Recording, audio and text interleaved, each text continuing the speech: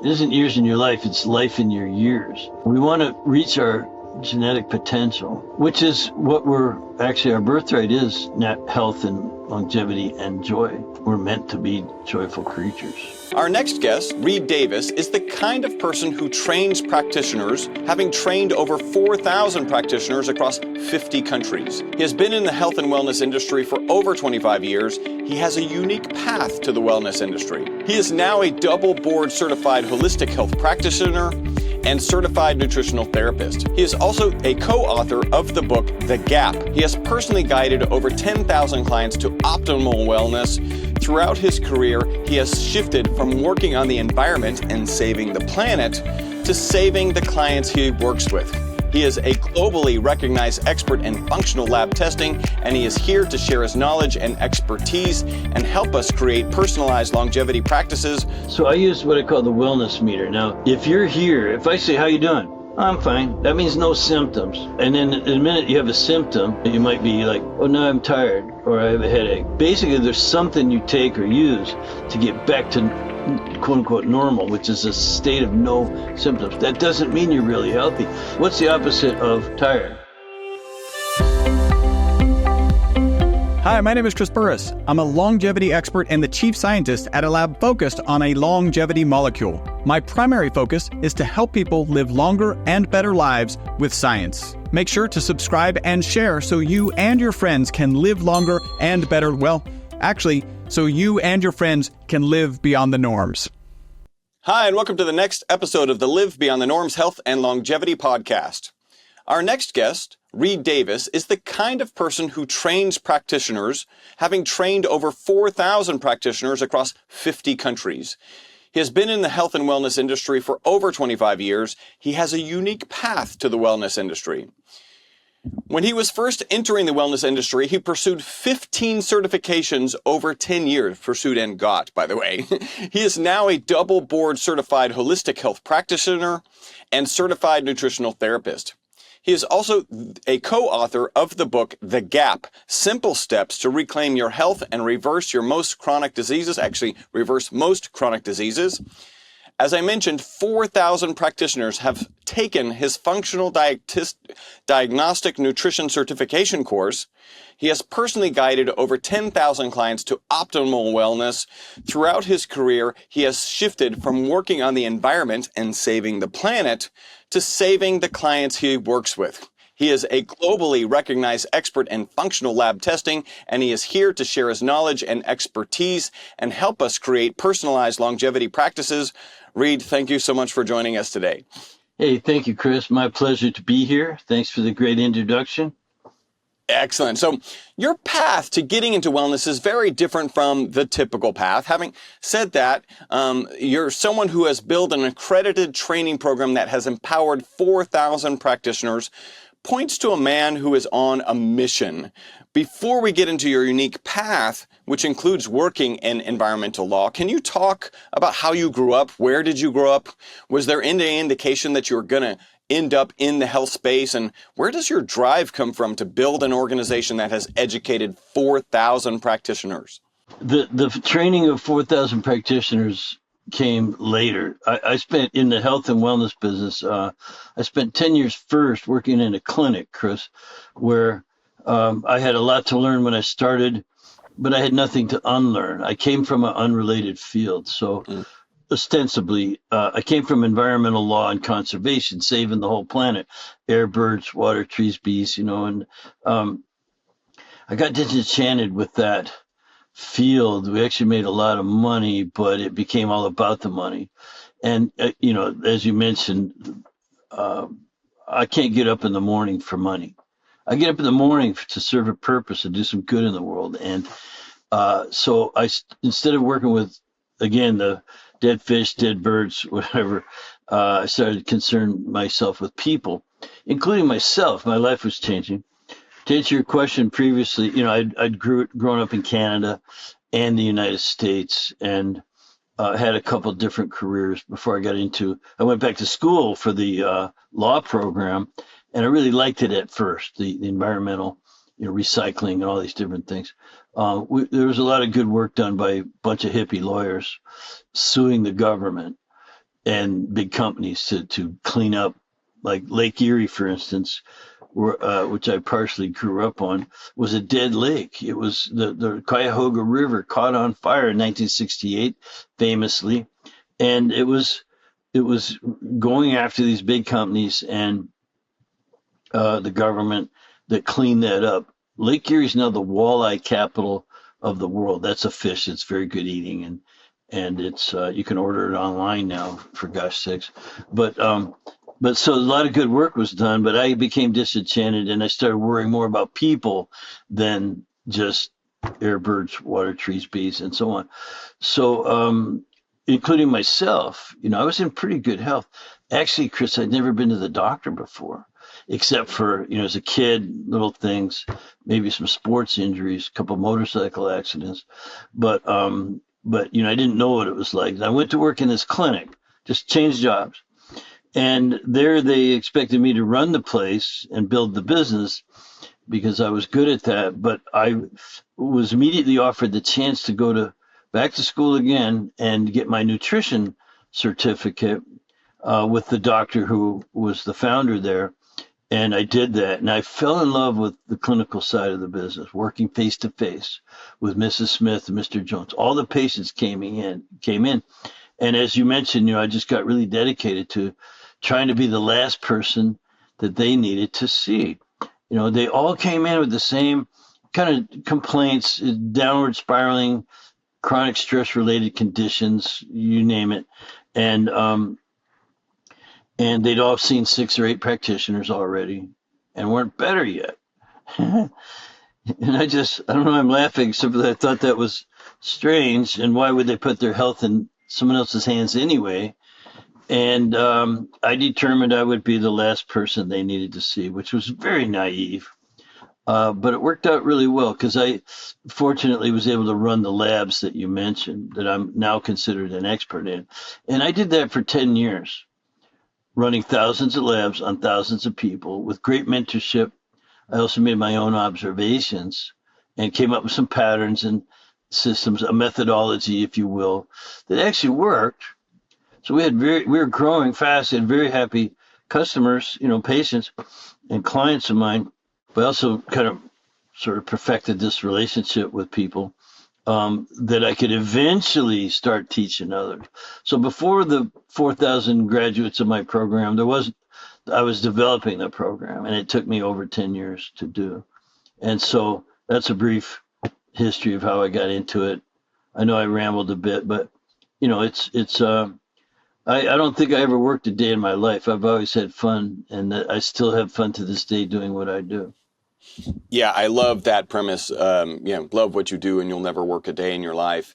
Is there anything, it always fascinates me, people can tend to look back at like how they grew up, whether it's parents or caregivers or whatever.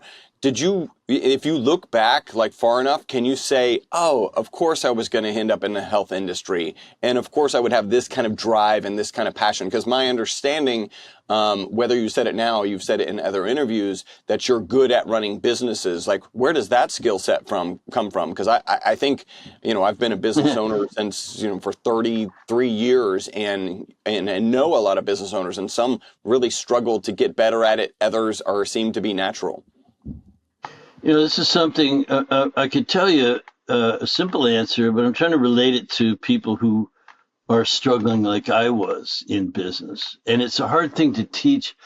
My graduates come out so enthused to do the work, but they don't know anything about running a business. And, a lot of the wellness, where I was at this wellness center where I got my start, was a lot of chiropractors, and they're horrible business people. They come out of school, 100 grand in debt, no equipment, no office, no help, and no customers. So they start in the hole, and it could be years before they ever dig their way out of it. And I just have different experience. My dad was a good businessman, and he taught me when I started my first business, you have to take in more than you spend. And that's basically been my bottom line from day one. And then I learned to pay myself first. The first check that gets cut is to myself, because otherwise it's just a job, and so I learned some business principles that have helped me. But the other part of your question, where did I ever think I was going to be in the wellness business? Well, not really, but I've always loved wellness, even though I had other careers. And I got to say, my mom, we grew up in Canada where it's dark all winter, and we got vitamin D, all winter because that was the right. And I'm 71 years old, so 70 years ago, my brother and sister and I were getting fish oil and things like that, and healthy food. Both my grandfathers grew their own food, and that's what we ate, and we were allowed to play outside and put nasty things in our mouths, just eating dirt, sitting on sticks or stones or whatever it was. We weren't coddled in any way whatsoever, and we built good immune systems and all this stuff, So I never thought I'd be in the health and wellness business, except for that. My mom was just religious about taking care of us in a natural way with nutrition. And my dad was a good businessman and did well, and my mom didn't have to work and stuff like that. And then, but finally, when I was 19, I was going into, we didn't have Whole Foods or Sprouts or anything like that back then, but I would go to this food co-op in the hippie neighborhood that I thought was really cool and buy grains and things. Now I don't eat grains, but so it was called a food co-op. It was even pre-natural food store. It was like the earliest of the early places to go and be different. I'm a nonconformist for sure. And I bought this book called Healing Ourselves by Noboru Muramoto. And so I bought that at 19, and it sat on my coffee table for the next 10 years. And every friend I have read it, was fascinated. It's got pictures in it and stuff, and you can go through it, kind of healing ourselves. So I've had that book for 52 years. It's on my shelf right here. It's in a plastic bag now because it's so dog-eared and tattered. But, that might have been an early warning sign. But otherwise, I went into mostly the arts, and my education originally was in fine arts and liberal arts and things. And I had my own business, 2 or 3 of them. And then I finally got into this. The environmental thing was a corporate job, and I was a senior vice president. I worked my way up really fast, but I still didn't like just getting a paycheck. I made them a ton of money. And then I didn't get into the wellness business for the money. I'd already done well, and I thought, well, I'll be okay, see what happens. And man, it was just amazing what happened the next 10 years. And now the 15 years since then, 25 years in the wellness business, and I've got a little experience, little knowledge, little stuff I love to share. So hopefully, we could go into maybe some of that stuff. Yeah. No, let's get into it. Thank you so much. I find that fascinating. And then, with a little retrospection, you got a book at age 19, Healing Ourselves. I think, that seed was always there. You talk about a thing called metabolic chaos.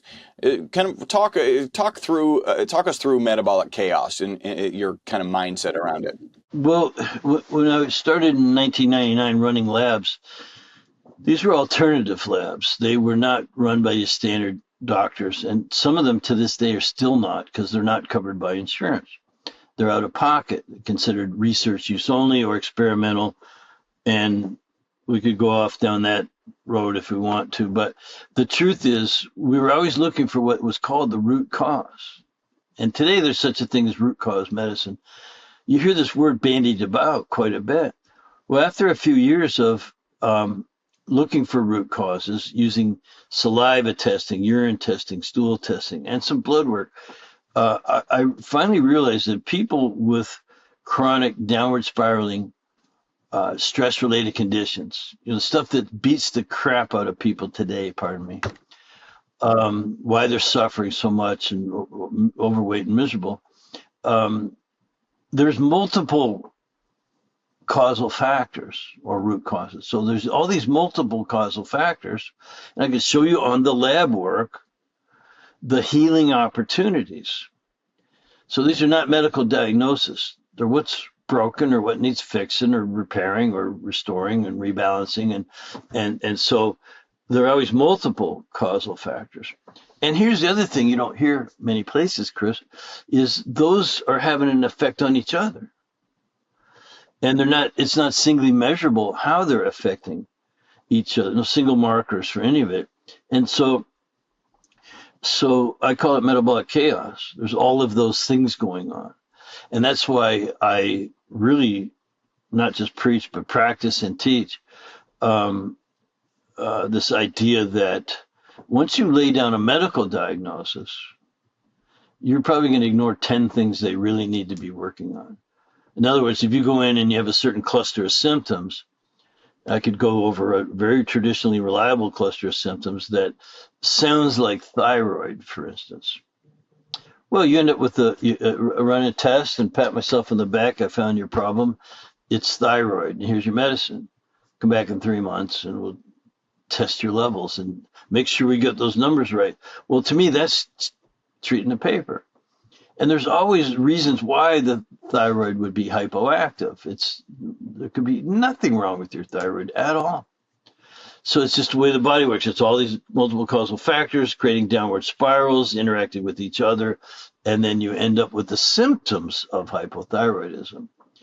And you can get classically labeled that. And when you do that, you do a disservice. So I couldn't do that. I couldn't do that in the office. Number one, I wasn't a physician. I couldn't diagnose. Number two, no one wanted to diagnose. They didn't want another diagnosis. They want to know what's really wrong with me. Can you help me? Do you know what's wrong with me? So I spent 10 years running those thousands of labs on thousands of people, making observations about what was really going on upstream and how those things interact. In other words, I learned to connect the dots within the hormone, and immune, and digestion, and detoxification, energy production, and nervous system, and oxidative stress. You could name some more things, but when you can connect those dots, you can actually then give a person things to do to reverse it, to actually work. So you're working at the causal level, and it's quite remarkable how that outperforms standard medicine, the diagnosis and treatment model. And I can go on and on. I can riff on this all day. Well, let's steer this, right? So you're seeing these patterns, and I think you come up with an acronym, HIDDEN, right, to uncover these health issues. Kind of walk us through, and it's H.I.D.D.E.N, HIDDEN. Walk us through this kind of hidden acronym and how that helps uncover health issues. Sure. Well, HIDDEN stands for hormone, immune, digestion, detoxification, energy production, and nervous system imbalances. And there's many things you can test for, Chris, and for your audience, this is all experiential. This isn't something I learned at weekend seminars, although I went to 1,000 of them, in all those years, but however many that there are. But because I was always getting deeper and deeper education, mostly from the lab directors and I call them lab rats and scientists, not so much from the physicians. The anatomy and physiology, biochemistry that I learned in all those years running all those labs is the foundation. So it's very, very scientific, but it's also very, very practical, because the reason I learned it is to help Mrs. Smith and Mr. Jones, who are coming in our office. This is face-to-face work with people who are suffering with chronic downward spiraling stress-related conditions, with being diagnosed. Oh, it's hypothyroidism, it's irritable bowel, it's this or that one thing, and they'd have to go to this specialist and that specialist. And when everyone had been to 6, 8, or 10 practitioners, I wasn't going to be just number 11 out of 15 that they needed to see. I refused. And again, not being licensed, I couldn't lay down any diagnosis. I had to actually figure out what's wrong. And so the pattern that emerged eventually after thousands of labs was H.I.D.D.E.N. First of all, most of our patients were women, and they seemed to care more about their health, or what they do is they attend to their boo-boos. Men attend to their cars. But Mm. women, it was like, owie. And so, you know, they had hormone issues for sure. And at the time that I entered the field, 99, 2000, 2001, the synthetic hormones were really getting a bad rep, deservedly so. And so the doctors and the women didn't know what to do. So they're searching for these alternatives. Well, fortunately, there was the real OGs. I get called OG. I thought it meant old geezer. But the real OGs were the guys I studied with. And some are gone now. They're just outlived their bodies. But I learned to test hormones first.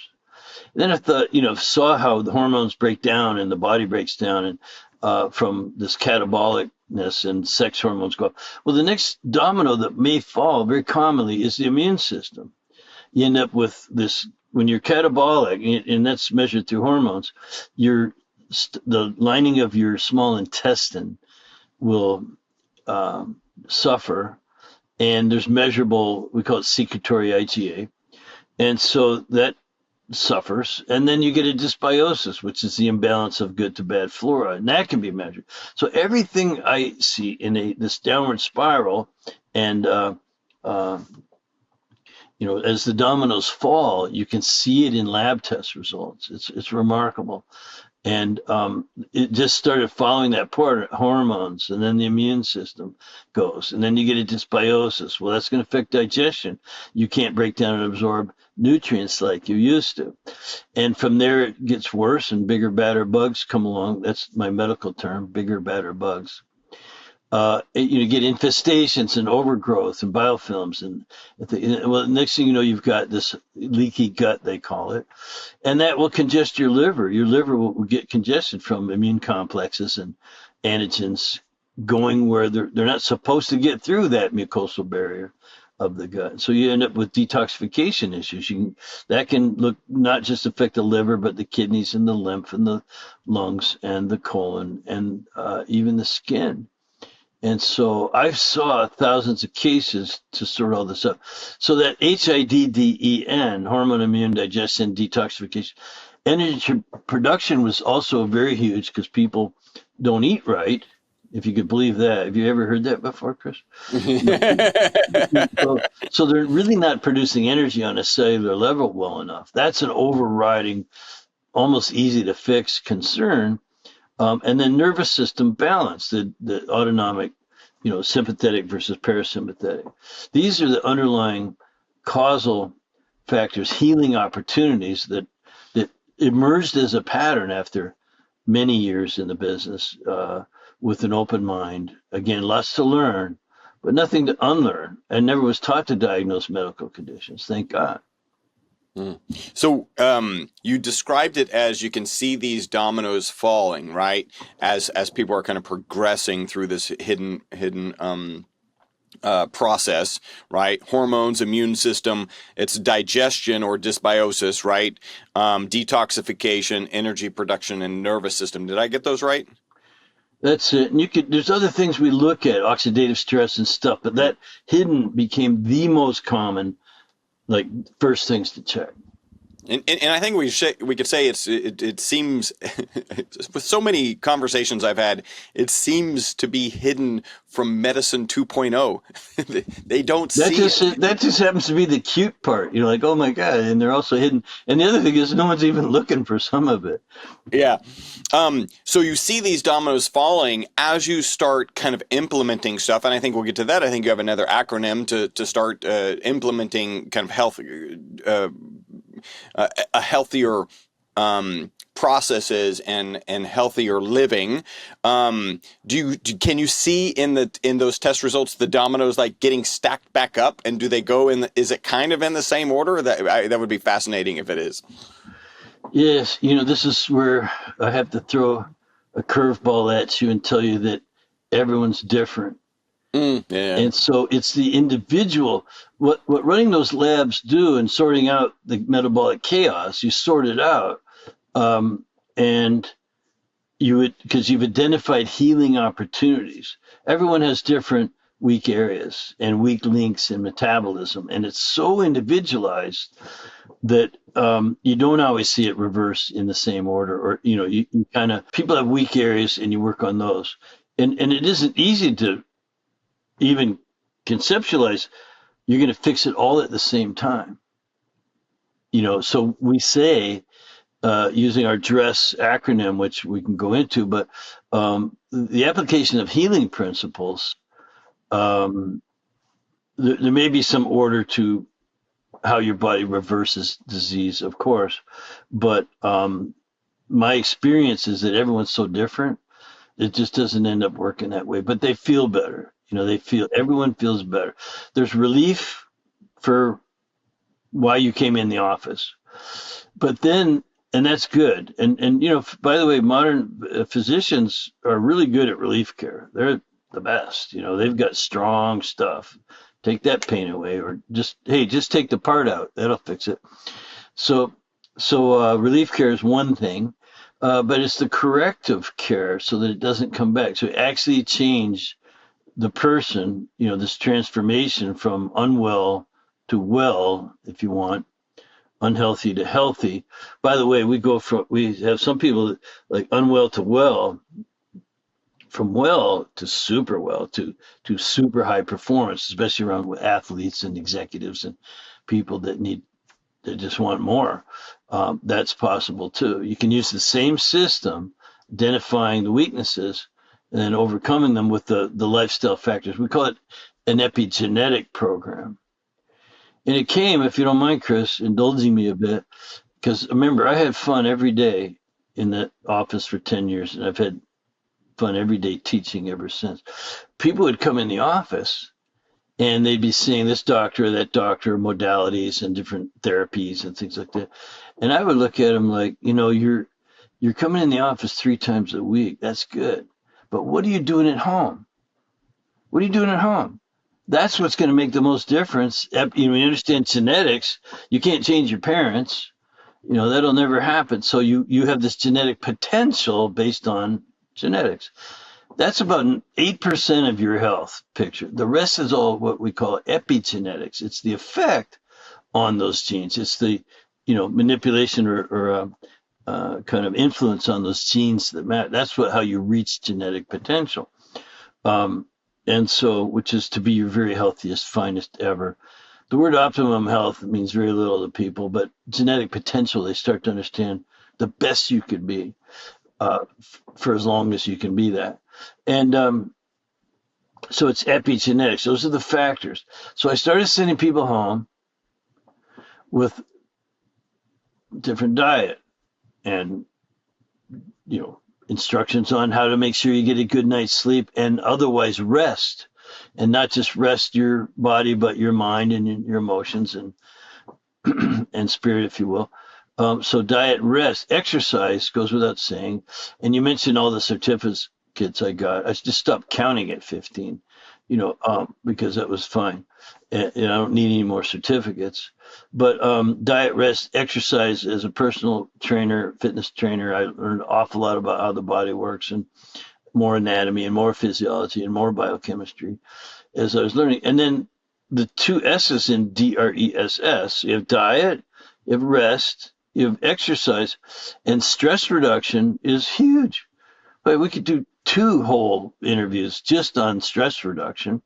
Comes in many various forms, and your body responds the same. That's sort of the magic trick, is your body doesn't, it responds almost the same to whether you got yelled at by your boss who you hate, or if he punched you in the face, or a stranger hits you or runs you off the road, or what. So you have all this mental, emotional, and physical. It could be a physical assault, trauma. That's kind of my weakness. Weak areas, I've been so hard on my body, accidents and injuries from overdoing it. I wish I hadn't done that 10,000 times. So you have the mental, emotional aspects. You have the physical aches and pains from injury, and then there's the chemical assaults. Remember where I came from, environmental law and conservation. I know how bad the air and water and food supply and all these things is. And it's really horrible. A friend of mine, Dr. Russell Jaffe, he'd be a good interview for you. He says, we're marinating in a toxic soup. So a lot of his work is around detoxification and the damage of environmental assaults. So anyway, so there's all this different types of stress that your body's responding to, and it does the best it can. You know, we're designed perfectly for for a different world. We're not designed perfectly for this one. And so then the final S in DRESS is supplementation, because no one grows food like my grandfathers did anymore. My brother and I would go and get manure from the neighbor's horse stalls, and we thought that was fun. Let's go get the clean, muck the stall and bring it back, and we'd mix it in his compost pile, huge giant compost pile, and that's what we grew our food in and ate that food in. So, but you don't find that anymore, not in stores, commercial stores. And so food, you need supplements because there just isn't enough. You remember, there's protein, fat, and carbs. There's, vitamins, minerals, essential fatty acids, amino acids. There's antioxidants, phytonutrients, trace elements, and it's just not in food anymore. So, but your body requires it to reach its genetic potential. So we supplement what's missing in food. And there's other uses of supplements. Obviously, most people think them as therapeutic, and there is some self-treatment aspects, and there's some support you can give certain organs or functions, and there's also ways to stimulate your immune system, for instance. So supplements are really important. I think I saw an interview where you were talking, some of your first introduction into kind of wellness was it was a supplement company, and they would just give a bunch of supplements, and then the people would not continue to take them, and that talk a little bit about that and that Sure. How that evolved. That's really great, Chris. And I sometimes I forget about how it was in the beginning, because my first introduction was the founder of the clinic where I work said, hey, I'm going to go get my diplomate in nutrition. You could come along and work on our patients in between your classes. Now, nobody gets that opportunity, and that's why I took advantage of it. But I also ended up with a certified nutritional therapy or therapist certificate. And yet, your point, when I came back to the office and was doing surveys and talking to people and saying, oh, you need this and you need this and this and this and this, and they'd buy $400 or $500 worth of supplements. I ended up in a short period of time thinking it's kind of a ripoff, because they're really not getting better just on supplements. It's going to require a lot. This is part of that. What are you doing at home that matters? The diet and the rest and the exercise and the stress reduction. Without those, supplements just aren't impactful enough. They're not a big enough part of the problem. There's certain supplements we could take that there's no such thing as a deficiency for that. And believe me, I take lots of supplements, but so that was not satisfying, and people would quit. So they'd either, if they buy the supplements for a month or two, and then they'd say, hey, I feel great, thank you.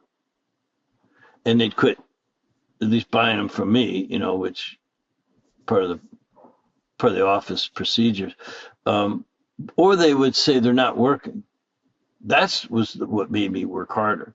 They're not working. I don't feel better enough. I feel a little better, but now I'm spending all this money and all this crap, and I'm really not getting the results I came, so I had to, this is like I say, 10 years. And it was the lab work that turned me around. It was running enough lab work and working with those principles of hormone balancing, immune system, sometimes upregulation, sometimes downregulation. You can have an overactive or underactive immune system. Digestion, you have to break down and absorb all those nutrients I just named. And it has to be in the food to begin with. And then the detoxification issues are huge. You got every kind of assault. I got to tell you really quick, I bought a new house in 2017, and it has a well. There's no city water here, oh, that's good. No, my well was high in uranium. Had the water tested. It was high in uranium and zinc, so I had to put the filters on and stuff. By the way, it's not like radioactive uranium; it's just elemental. But you don't want too much of some of these trace elements. And but I never drank the water since I lived here. Never drank it. But I tested my hair. I did a hair tissue mineral analysis, and it was high in uranium and zinc, same as my water. But I don't drink it. Showering, Showers. Yep. showers, and my pool.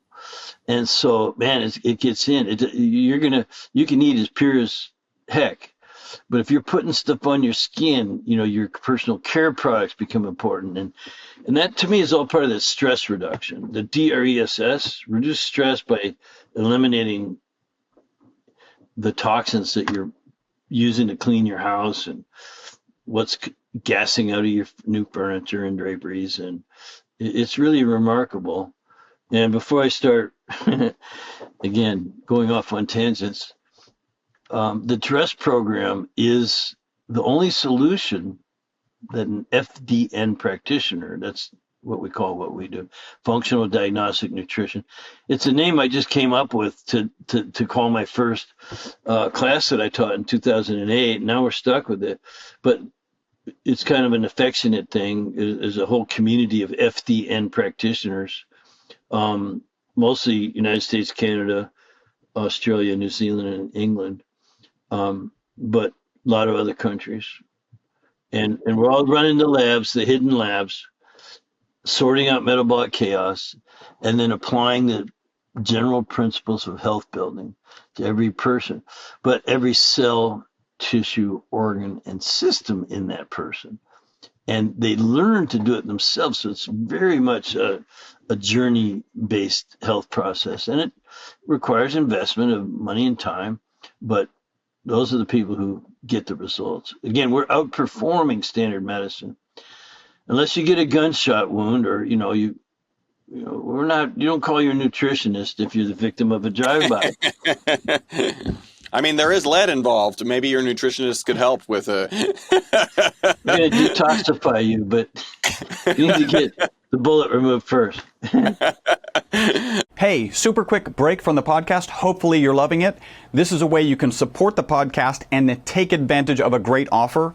We're offering 50% off of one of our MCT bottles. MCT is an amazing oil. Add the ESS60 molecule to it. It's even more amazing.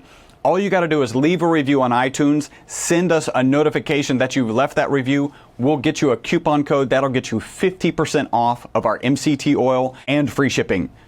Back to the podcast. Just real quick, because I think these things are kind of fun. If it wasn't functional diagnostic nutrition, like today, if you were to start it and have a different name, have you ever pondered it? And I'm not suggesting you will. Yeah, actually, there's a thought, and it's what are we really? It's an intelligent pathway, which I contracted and called it intellopathy. So, there's osteopathy and craniopathy. There's these things. So it's intelligence-based pathway. So intellopathy, and I actually trademarked that in 2016, but I haven't really exposed the world to it yet. Not in the way that we were going to do in 2025 anyway. So, all right. So that's coming in 2025. Is that? Well, it's what we do. What is H.I.D.D.E.N? So it's the evolution of medicine. So remember, I started in alternative, Chris and audience. I loved it because I'm a nonconformist and I wasn't a physician, so I had to go alternative. And I learned a lot. Got a lot of certificates, studied, worked on 10,000 people in 10 years, and gathered all this data, all this intelligence gathering, and only used that to dictate that person's path forward and which epigenetic factors they needed to focus on.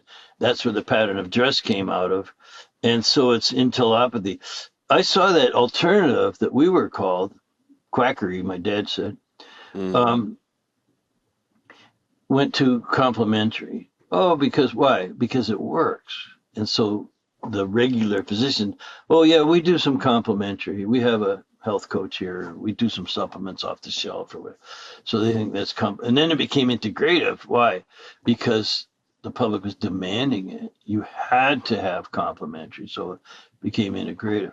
And integrative has grown into functional medicine, which is a good thing. People now demand to look upstream for causal factors, and functional medicine makes a good stab at that. But unfortunately, or just the way it is, they still have to diagnose and treat specifics because of their licensure. They're bound, they're handcuffed, they're bound by these their state board and their standard of care and the rules. Not that rules aren't good. Rules help protect people, but it doesn't help them as much as possible either, in my view. So the evolution from functional medicine, where's that going? Well, people are coming out with things like root cause medicine, lifestyle medicine, all that's still, if it says medicine, it's going to be controlled by big white coat, big pharma, and big whatever, but not by me, because we're the freedom, practitioners. Well, anyway. So I think entelopathy is where it's going, and everyone's going to land there sooner or later. Very cool. Let's talk a little bit about the test, right? Because it was by running thousands of tests. I want to kind of dig into that some, understand, what test would our typical physicians typically, prescribe for us to get. What you're looking at different. If somebody comes and visits you, and as you're training people in FDN, what are the classic tests that you're looking at? They're classic now because we've been doing it for so long, and now lots of labs have gone into the type of testing we do. But I'll say, first of all, it's not your standard CBC chem panels, which everyone listening either has had this happen or knows someone it happened to.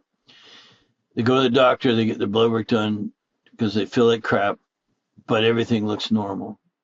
Oh, it's normal. You don't have any diseases or diagnosis. And I always add the word, no, not yet. So they're looking for clinical markers, and often you won't find them in that kind of work. So we are looking more functional labs. It's like, what are the levels? What are the ratios? Are the imbalance? And is there anything that might be not out of range yet, but is a subclinical problem? And the other thing that we do is try to track.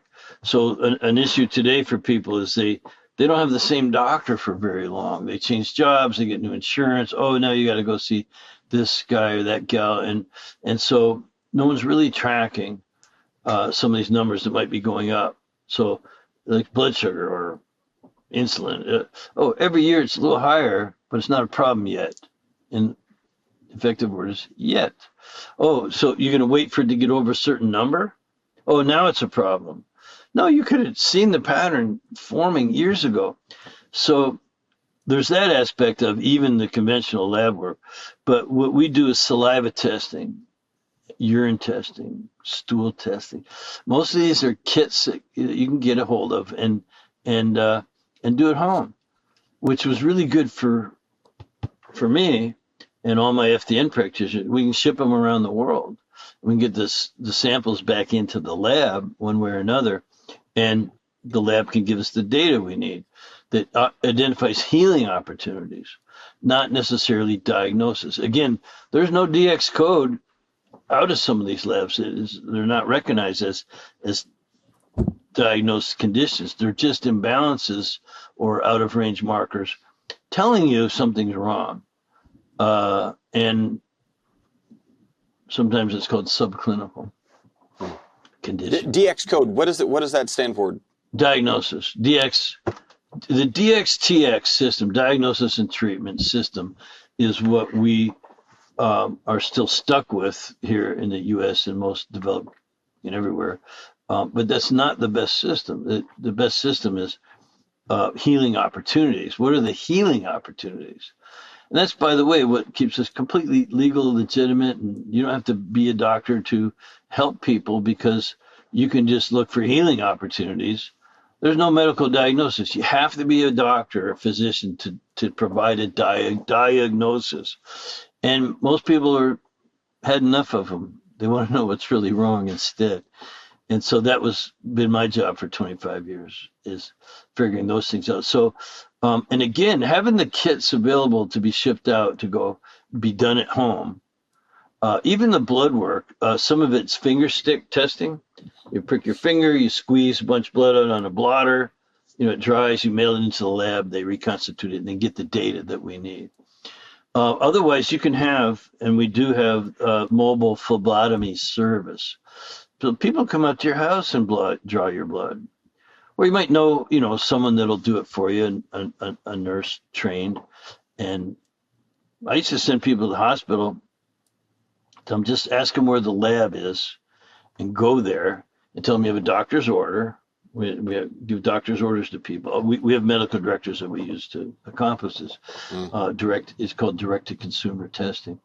And yeah, for $20 they'll draw your blood, for our blood tests that we do. So anyway, all the logistics and practicality stuff has been worked out very well in 25 years. We know how to skin the cat and get the lab testing done, but it's the interpretation of those saliva, urine, blood, stool that matters most. And what we focus on there, Chris, really, what I teach is this clinical correlation.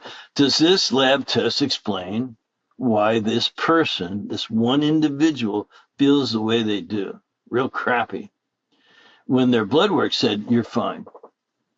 And yes, the answer is yes, it does. This tells us why you feel so lousy. And people love that. And for 25 years, I've heard, how come my regular physician doesn't run this lab? Well, that's a different story. But the fact is, here's this data, and now you can act upon it. You can use it to modify your epigenetic program. So that's what we are. If I'm understanding correctly, I think you could take a standard blood test, right, where they're just looking like, are you in the right ranges?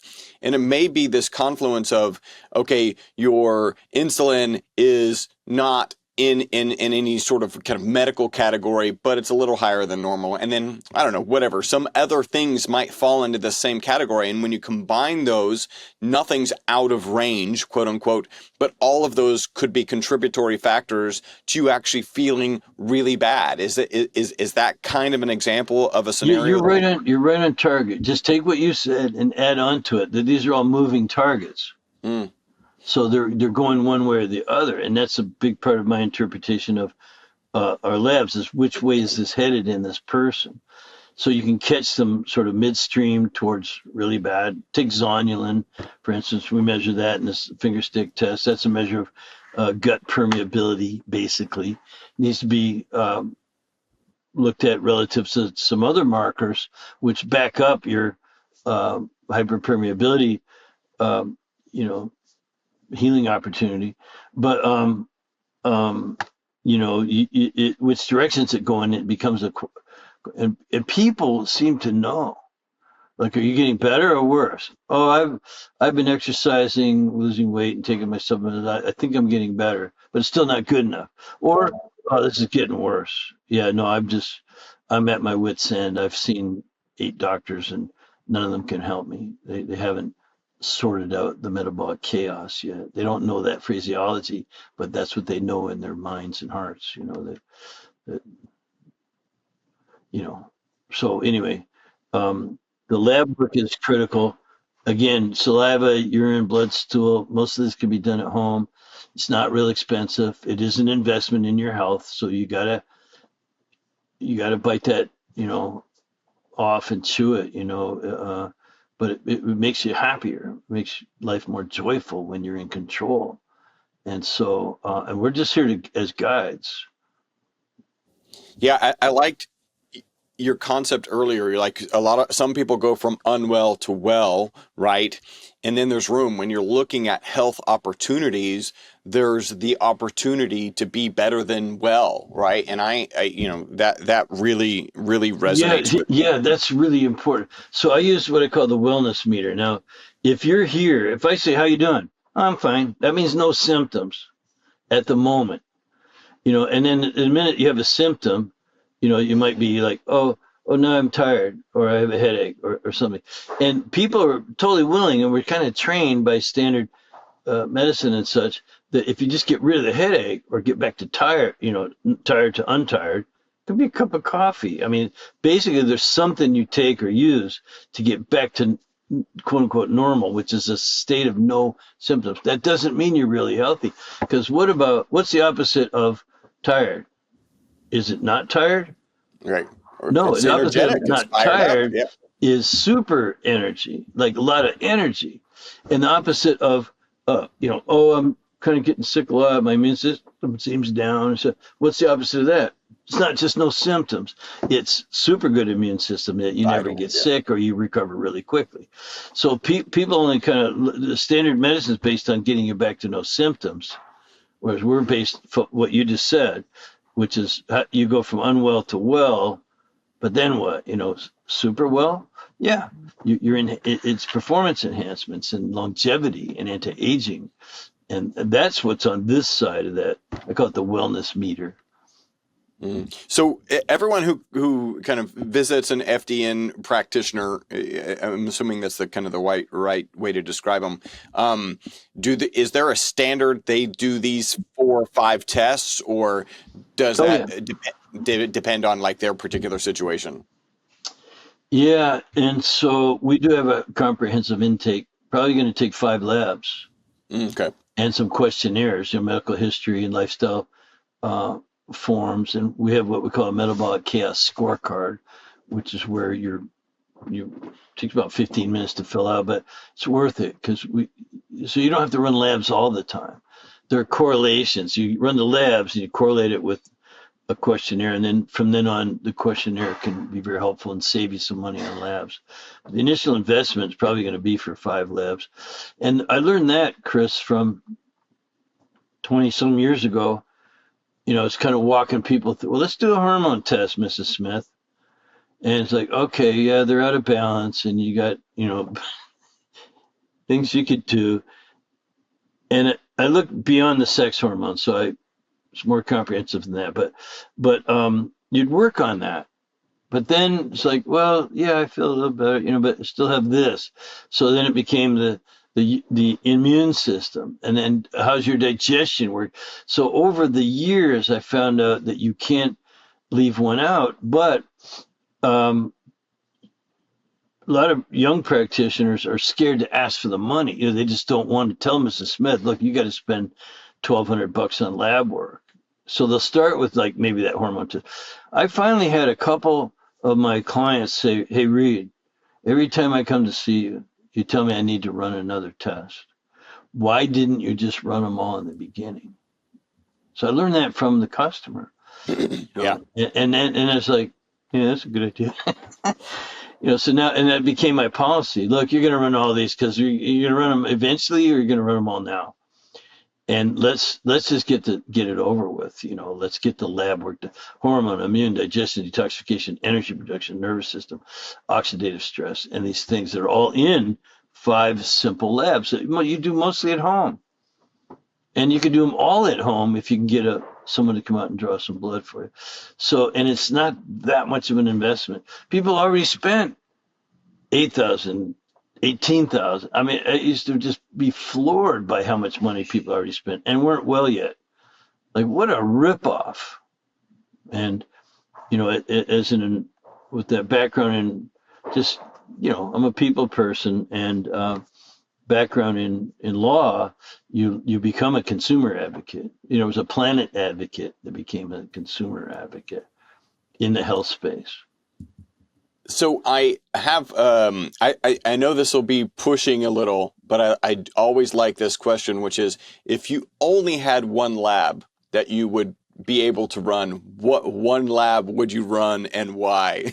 And I know that's a pickle to put you in, but Yeah, I mean, I won't do it and I don't do it, but um, one of the most important epigenetic influences is your diet. So, if it was the environment, if they're working in a factory and they're sucking up fumes and dust, and, I might say, let's do a total tox test.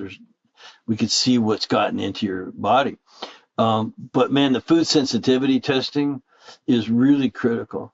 And Chris, if you've listened to some of my other interviews, and obviously you did, and I commend you on doing your homework for this. And it's a great courtesy and honor that you did that, because some interviewers, they don't know anything about you. But thank you.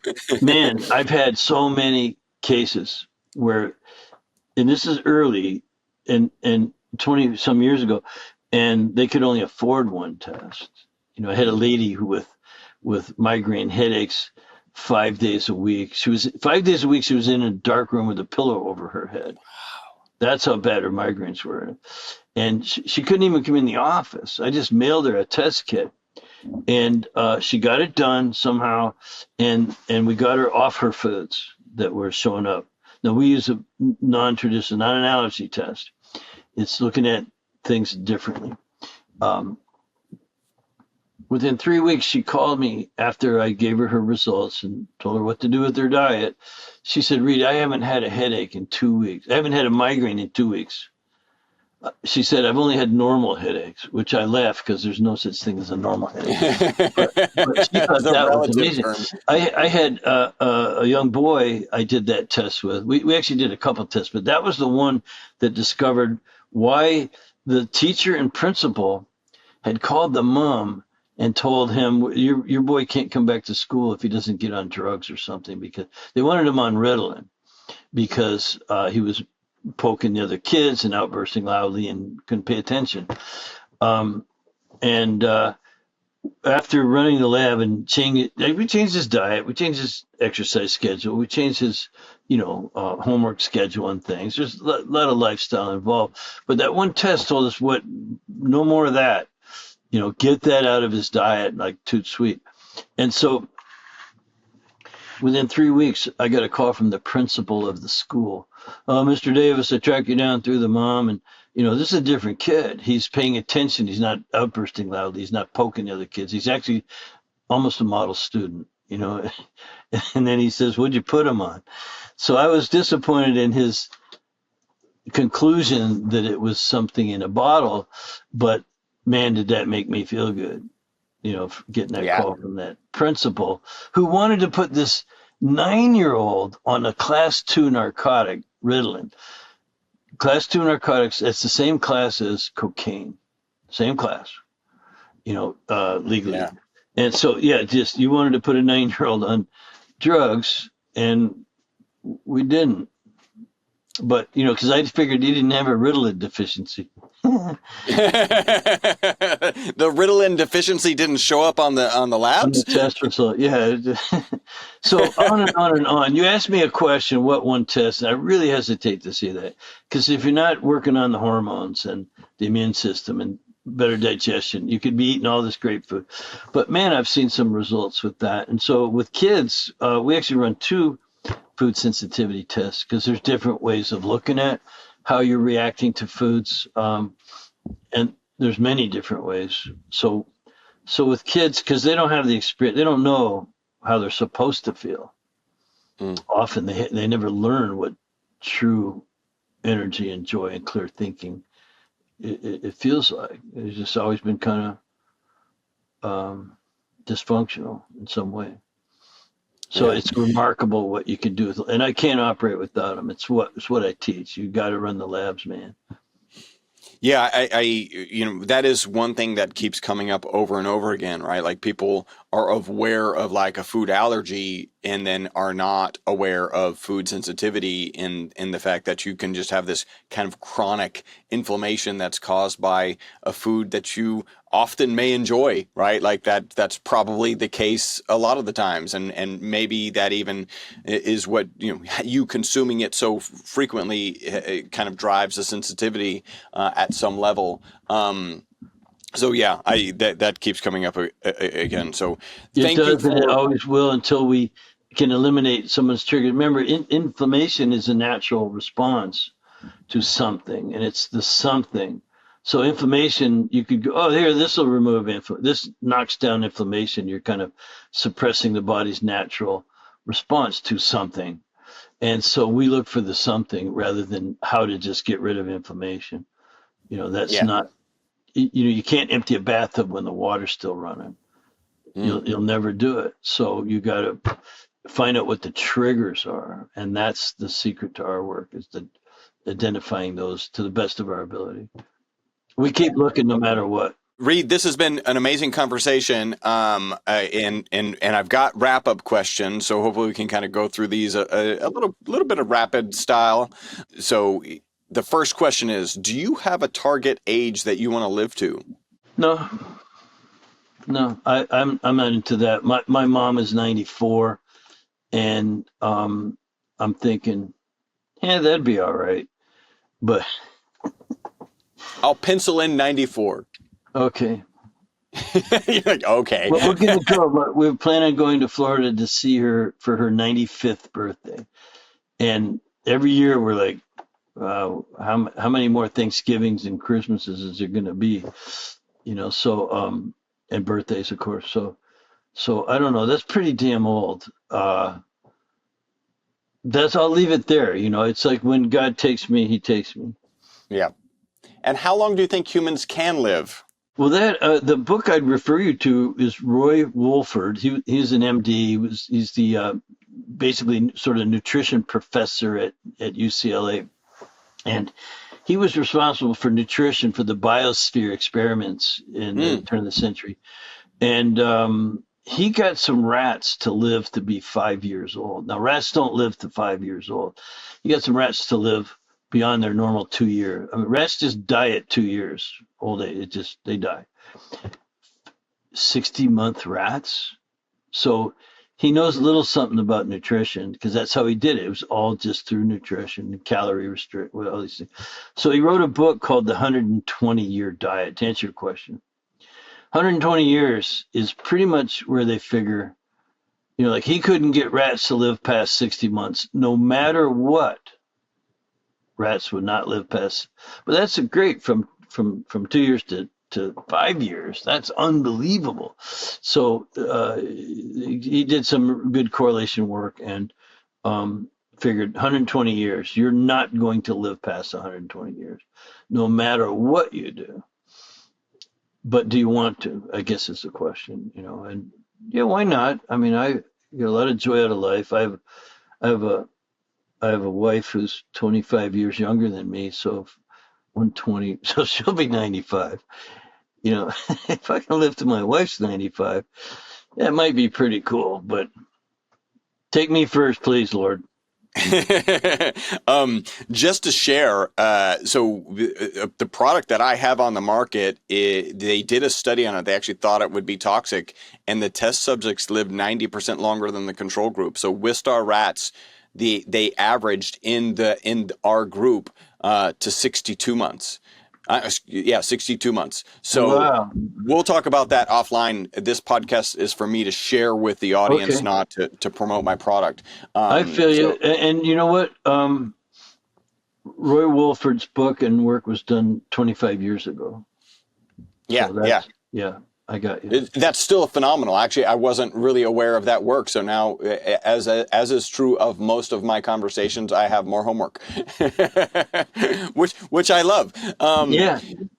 All right, Reed, what 2 to 3 protocols, habits, mindsets, let's call them shortcuts because everybody loves shortcuts, for longevity and a long health span would you share? Well, I'll start with food because it's the DRESS starts with D, and I think it's one of the major epigenetic influences. And so The problem is that there's no one food that's good for everybody.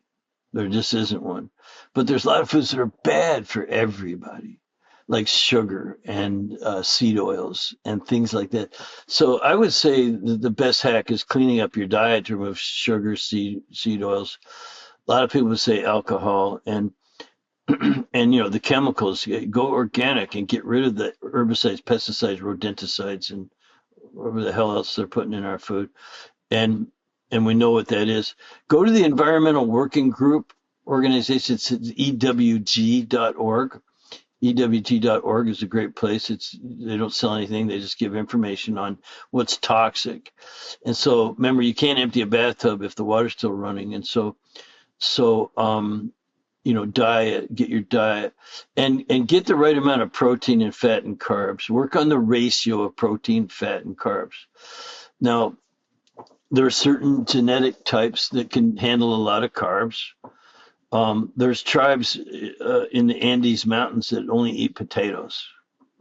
Whereas if you give that to an Inuit, it would kill them. So the protein, fat, and carb ratio I would work on. And there's a perfect fuel mixture for you. Everyone listening, there's a perfect fuel mixture.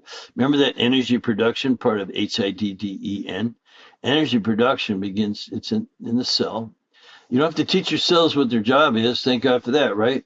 Like they know if they're a muscle cell, brain cell, whatever, skin cell, so the innate intelligence is built in, and you just have to fuel it correctly. So cells burn energy, they burn fuel for energy to do their job.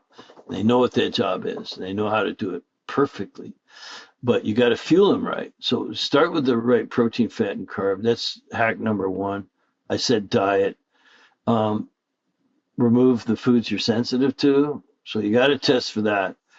But you can do an experimental. You can do the food elimination diet. The top 5 irritators are corn, soy, dairy, wheat, and eggs. Those are the top 5. You can start looking at nightshades and other things. And so, did I answer that? Yeah, so I think we got number one was eliminate foods, right? The clear cut ones, sugar, seed oils. Oh, yeah. Number two, get your protein, fat, and carbs ratio, the right balance for you, and then remove foods that you're sensitive to, which some may be covered in the eliminate foods, but is a more nuanced approach. Listen, everyone has a weak area within DRESS, DRESS.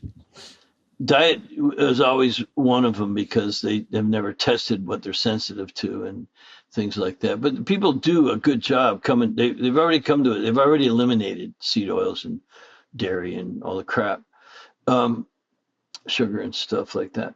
So if their weak area is rest, they don't know how to get a good night's sleep. You could start there. If their weak area is exercise because they don't like it or don't make time for it, But probably stress reduction would be the next biggest area because people don't even know how stressed they are. They're living in sympathetic dominance for no good reason, just life, and that sucks. So you got to be able to take a look at your life from that angle, like the point of views of everything. Have you ever interviewed Ben Azadi? Oh, yeah. He's amazing. He's a former student of mine. And so I love Ben. He talks about vitamin Z, gratitude, and just your state of mind. And you can actually change it. It doesn't have to, some people just see the cup as half empty. And you can work on seeing it as half full through gratitude and giving other people the same grace that you want so badly. Yeah, that may be one of the most difficult things to work on, and also one of the most valuable things, right? If you are a half empty kind of person, to shift to a half full, hard work, and I think worth it. That keeps coming up and up again. Sometimes this is a little bit harder. What are 1 to 2 things people get absolutely wrong regarding longevity and a long health span? I don't know if there's one thing. I think I always like to start with that point of view, attitude of gratitude, and it boils down to another type of stress that we didn't mention. We mentioned emotional stress, mental emotional stress from life. You mentioned physical stress.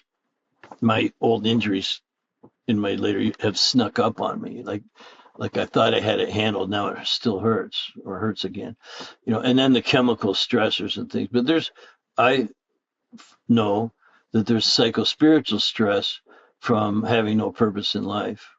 If you feel your life is purposeless. So that would be an answer to your question, along with not giving enough credit to the psychospiritual aspects of humanism, being human, being a person, and so not giving enough credit. Then I think they can exercise their way out of it. Perhaps over-exercise is huge. You're really just hurting yourself and creating toxins and waste products that you just have to work extra for. Obviously, there's bad habits. We know our indulgences. Too much coffee, too much alcohol, recreational drugs. I don't use them because they have a overall arching, negative effect. And so stuff like that. Watching Excellent. TV. All right, Reed, how can people contact you? FDNtraining.com/Burris, Burres. Is it Burris or Burris?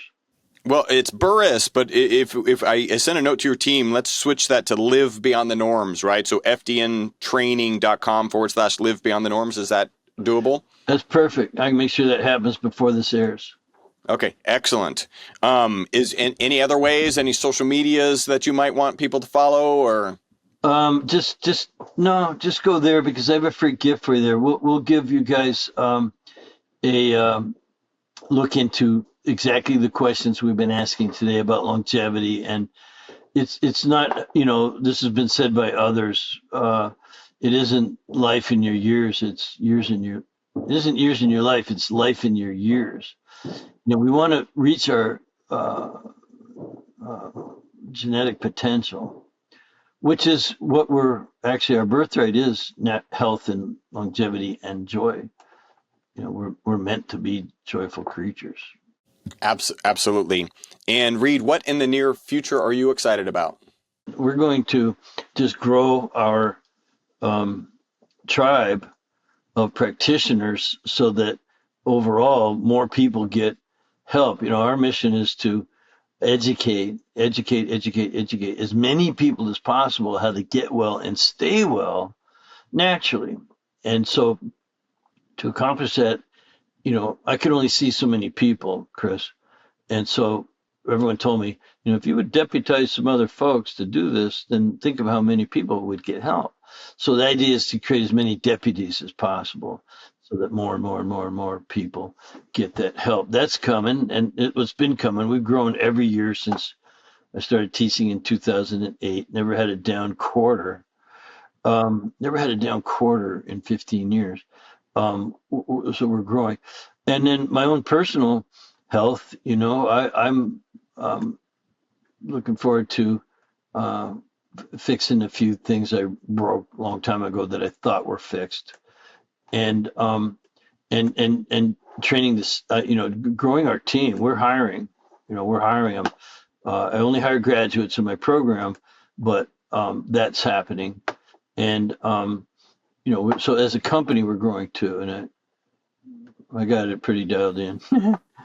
Man, that's excellent. Well done. All right. So you can find him. There's a free gift at FDN, in as in nutrition, training.com/live beyond the norms.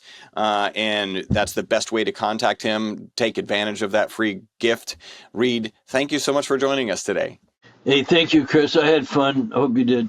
Hope your audience enjoyed some of it and maybe picked up a few tips here and there. I'm sure they did. I hope you enjoyed this episode of the Live Beyond the Norms podcast. Make sure to subscribe and follow. Also, make sure not to be that guy, the guy sharing this podcast with people who are not interested in living beyond the norms. If you would like to learn more about the ESS60 molecule, the molecule responsible for the single longest longevity experimental result on mammals in history, a full 90% extension of life, visit myvitalc.com. That's myvitalc as in carbon.com.